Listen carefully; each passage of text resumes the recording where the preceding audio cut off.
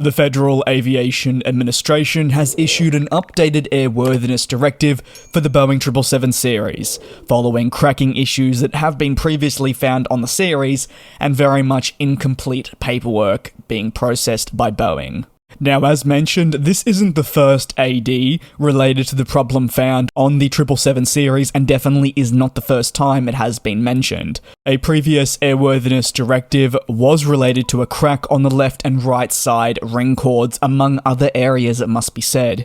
However, one of the biggest problems following the issuing of this AD was that errors in the directive introduced a new unsafe condition related to applying specific fastener cap seals, as well as what is being described as incomplete paperwork, which is not the first time something like this has happened following an airworthiness directive being issued, and if anything, it just delays the process and means more complications for the manufacturer and the regulator. All in all, the initial problems did pose a safety risk to the 777 series, given that the plane's structural integrity, if all of these issues came together, could very well be weakened.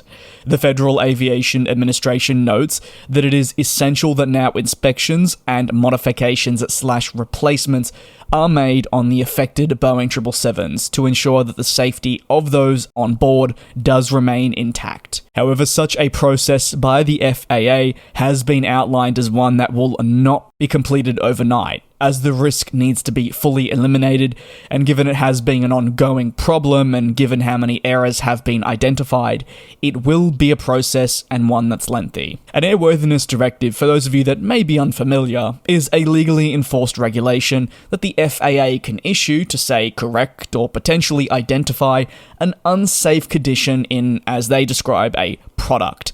That product in this case is the Boeing 777 series. It can stretch to a host of other aircraft types. It's just in this instance the AD is for the 777 series for this specific problem. In more cases than none, airworthiness directives don't necessarily mean a plane is, say, unsafe to fly passengers. However, it could be a problem that needs addressing to remove any future risk, because if you leave a problem unattended, well, then you're liable to the worst case scenario occurring. That is why constant inspections take place. Boeing has to identify if there are issues and why the FAA will put forward these ADs. Again, in more cases than none, it is not a major safety risk, but it is something that needs attending to. Think of it as a problem in your car. Yes, you can drive the car, but maybe it does need a scheduled maintenance or something changed on it in a certain period of time. That is normally how these work. Of course, in some instances, it can be more serious, but in this case, it's what we're dealing with.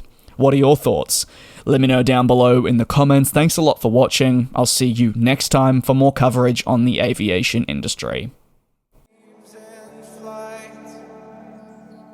And we'll fly.